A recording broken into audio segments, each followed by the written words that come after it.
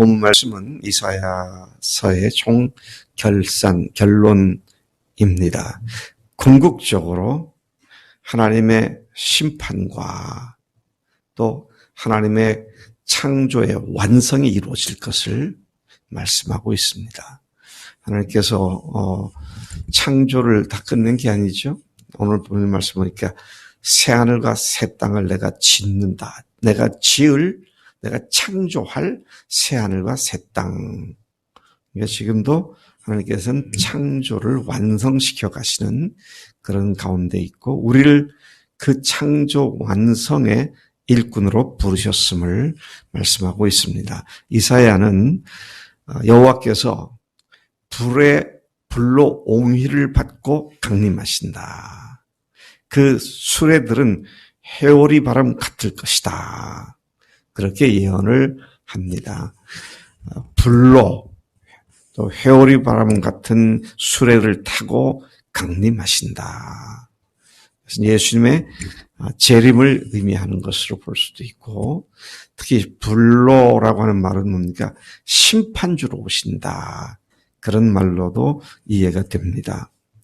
불은 하나님께서 심판주로 오신 것을 상징적으로 표현한 것이죠. 또 수레와 회오리 바람은 하나님을 대적하는 자들과 싸우기 위해서 오시는 전사, 싸우러 오시는 분으로도 표현하고 있는 것입니다. 하나님은 악한 세력과 싸우시는 의로운 왕이시죠. 그 하나님께서 오셔서 악한 세력을 멸하시는 만군의 여호와 하나님이시다. 이런 표현을 지금 15절부터 하고 있는 것이죠. 그 주님께서 불과 칼로 온 세상 모든 사람들을 심판하실 것인데 그 심판의 결과 수많은 사람들이 죽을 것이다. 또 좀 끔찍스럽게 생각되어지는 한 무리가 나오는데 이 사람들은 어떤 사람들이냐 스스로 거룩하게 구별하여 스스로 정결케 한 자들입니다. 야, 오랜만에 이런 표현을 듣습니다. 반갑습니다. 스스로 거룩하게 하고 거룩하게 구별하여 스스로 정결하게 한 자들. 이런 사람 만나면 얼마나 반가워. 그런데 그런 자들이 우상들을 모셔놓고 우상을 섬기도록 만들어 놓은 정원에 들어가서 돼지고기를 비롯해서 쥐고기와 성경이 먹지 말라고 하는 부정한 짐승들의 고기, 부정한 곤충들을 먹는 그런 사람들이 있을 것인데, 주님께서는 그들이 모두 망하게 될 것이다. 그런 말씀을 합니다. 그들의 문제가 뭐예요? 스스로 거룩하고 스스로 구별되고 스스로가 성결하게 했는데 그 다음에 더러운 것을 먹고 우상 숭배하는 곳에 들어가서 거기서 잔치를 벌이고 앞에 부분은 이런 사람들이 나오네. 근데 뒷부분은 너무도 실망스러운 반전을 하죠. 믿는다고 하는데 예수님을 믿는다고 하는데 세상 것과 섞어서 세상 것들을 동시에 섞어서 믿는 이런 것들을 얘기하는 것이죠. 참 기가 막힌 이야기입니다. 자, 돼지고기, 쥐고기 또 부정한 것들을 먹는 자들은 모두 망하게 될 것이다. 우리가 믿음으로 섬길 분은 오직 한 분, 삼위일체 하나님 한 분이신데 그분을 믿는다고 하면서 세상 것을 동시에 취하려고 하는 제가 그런 기억이 납니다. 옛날에 주일학교 교사를 할 때 어떤 그 책을 보니까 그랬더라고요. 선생님이 부자와 거지 나사로 비유를 쭉 하면서 질문을 합니다. 여러분, 여러분들은 거지 나사로처럼 살래요?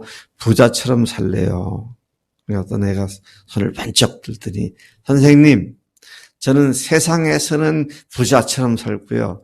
죽어서는 아니 세상에서는 거지처럼 살고 죽어서는 부자처럼 아니 내가 말을 지금 어떻게 하고 있지? 양쪽을 다 하겠다는 거죠. 양쪽을.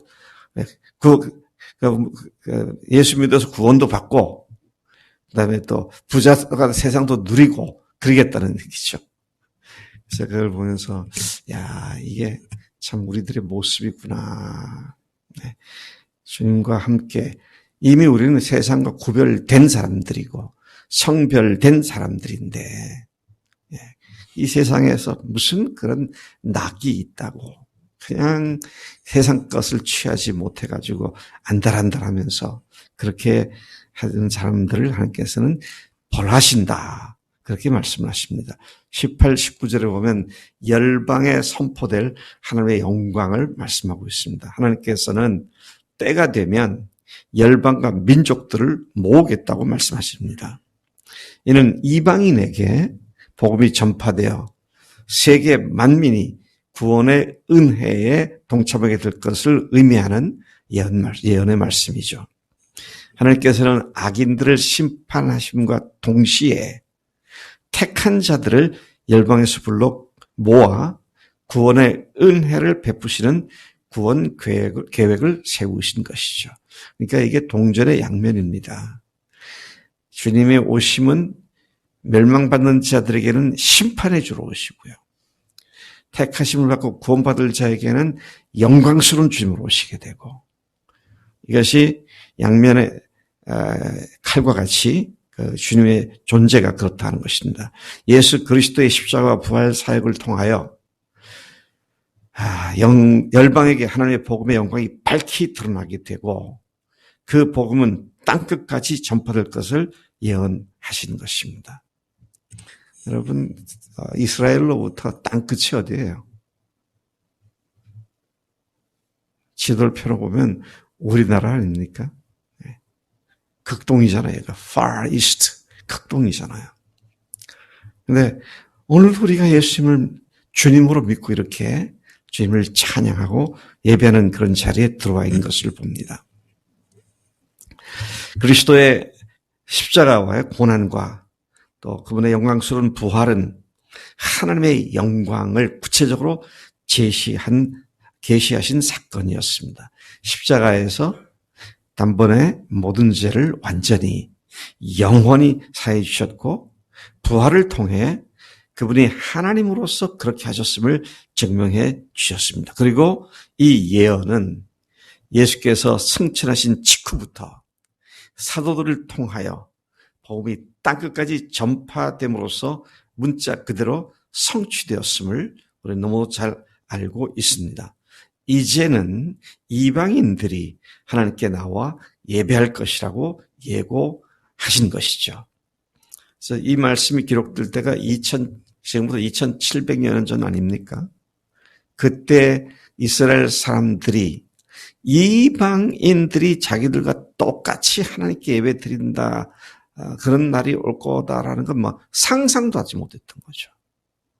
근데 그때 이미 하나님께서는 이스라엘의 하나님만이 아니라 온 인류의 하나님이심을 그렇게 표현하고 계셨음을 보게 됩니다.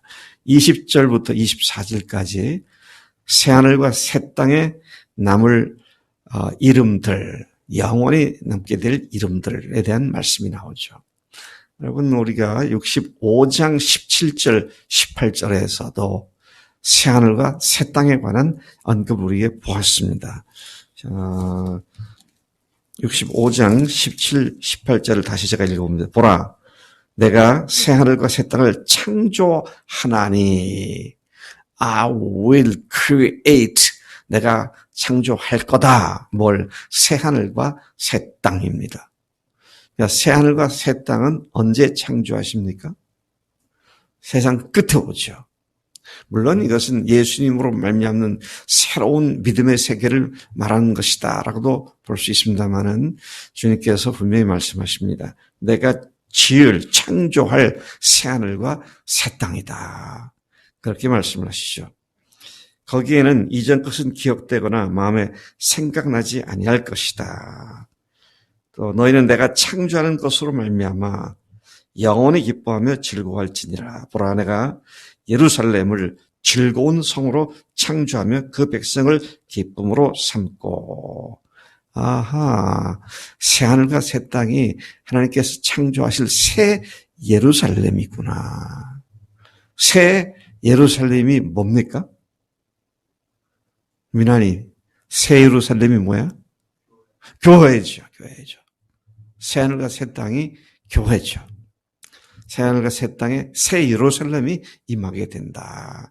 주님께서 오실 때 온 세상 것들이 다 불에 다 녹아져 버리고 새하늘과 새 땅으로 함께 창조하시고 거기에 신부인, 거룩한 신부인, 순결한 신부인 교회가 새 예루살렘으로 내려오게 될 것을 우리가 요한계시록에서도 같이 확인해 볼 수가 있습니다. 참 놀라운 말씀이 아닐 수 없습니다. 하나님은 이스라엘이 예물을 깨끗한 그릇에 담아 성전에서 드리는 것 같이 열방이 너희 모든 형제를 뭇 나라에서 말과 수레와 교자와 노새와 낙타에 태우다가 나의 거룩한 산 예루살렘에서 나에게 예물을 드릴 것이며 이방인들이 그렇게 할 것이다. 또 그들은 내가 레위인과 제사장들로 삼겠다. 그렇게 말씀하셨습니다. 이제는 이방인이나 유대인이나 구분 없이 모든 믿는 자들이 제사장 직분을 맡고 사역자가 되었다. 그렇게 할 거다.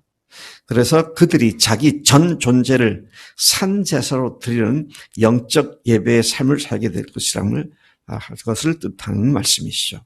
하나님께서는 새 하늘과 새 땅을 만들어 그들로 하여금 영원히 거하게 하실 것이라고 예언하셨습니다. 그리스도 안에서 새로운 피조물로 다시 태어난 성도들이 바로 그곳 새 하늘과 새 땅에 들어가서 영원히 거하며 하나님의 영광을 참여하게 된다는 말씀입니다. 그리고 그곳에서 하나님의 백성이 매 월삭과 매 안식일에 하나님 앞에 경배하게 됨으로써 구원의 완성이 이루어질 것을 말씀하십니다.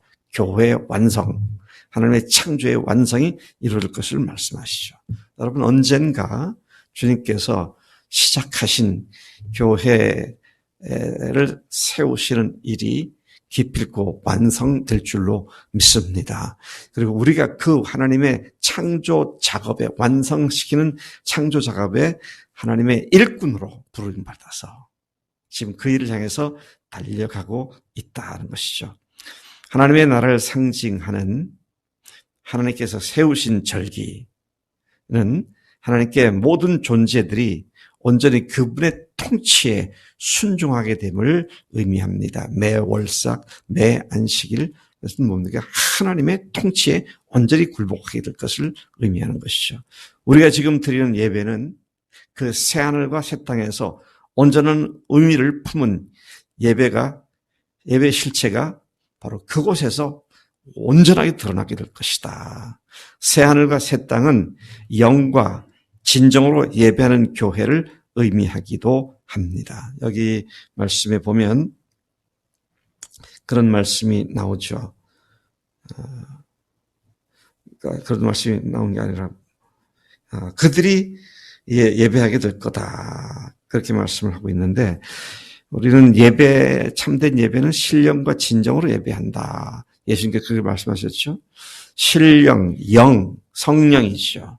진정, 요즘 옛날 성경 진정으로 되어 있지만 요즘엔 진리로 되어 있습니다만은 진리가 예수님이시죠. 예수님의 보혈로 또 그분의 부활로 그다음에 성령의 역사하심으로 우리가 깨닫고 경험하고 확신한 하나님의 영광을 찬양하고 경배하는 그런 삶을 살게 됨을 의미하기도 하죠. 요한복음 4장 23절, 24절에 예수님께서 그렇게 말씀하셨죠. 아버지께 참되게 예배하는 자들은 영과 진리로 예배할 때가 오나니 곧 이때라. 아버지께서는 자기에게 이렇게 예배하는 자들을 찾으시느니라. 근데 여기서 좀 제가 어제 묵상하다가 주목을 하게 된 것은 곧 이때라 그랬어요. 이때라. 영과 진리로 예배할 때가 오나니 곧 이때라. 이걸 보면 예수님이 세상 오신 때로부터 성령과 진리로 예배하는 일이 시작되었다. 그런 말씀으로 이해가 됩니다. 그러나 24절 하나님께 패역한 자들은 죽을 것이며, 오늘 본문 말씀 24절입니다. 하나님께 패역한 자들은 죽을 것이며 그들을 죽이는 벌레가 죽지 아니하며 그 불이 꺼지지 아니하며 모든 혈육에게 가증함이 되리라. 하나님의 최후의 심판과 새하늘과 새 땅은 모든 성도들의 소망이죠. 우리의 소망입니다. 그것은 역사의 완성이며 창조 작업의 완성입니다. 그 소망을 품고 사는 우리에게 주님은 그 새하늘과 새 땅인 교회를 완성시키는 일에 동력자로 부르셨습니다. 우리는 궁극적인 승리를 확약받은 자들로서 하나님의 영광인 복음을 밝히는, 복음을 밝혀 증거하는 복음의 사역자들인 것입니다. 오늘 우리는 이 소망과 사명감을 가지고 주 앞에 정말 경건하게 나아가 엎드리며 세상 것들을 섞지 않고 오로지 주님께로만 집중하는 그런 삶이 되어야 마땅한 줄로 믿습니다. 하나님 아버지 감사합니다. 오늘 이사야서 마지막 부분을 통해서 다시 저희들의 소망이 무엇인지를 일깨워 주시고 사명이 무엇인지를 일깨워 주셔서 감사합니다. 주님께서 완성시키실 그 영광스러운 새 예루살렘, 하나님께서 창조하실 새 하늘과 새 땅, 그것이 예수님으로 말미암아 성령 안에서 우리에게 보증되었고 확약되었사오니 하나님, 우리가 세상의 것들에 연연하지 않고 이 거룩한 소명을 쫓아가는 하나님의 귀한 종들이 다 되도록 복 주시는 줄로 믿습니다. 그렇게 살겠습니다. 감사하고 예수님의 이름으로 기도를 쌉나이다. 아멘. 아멘.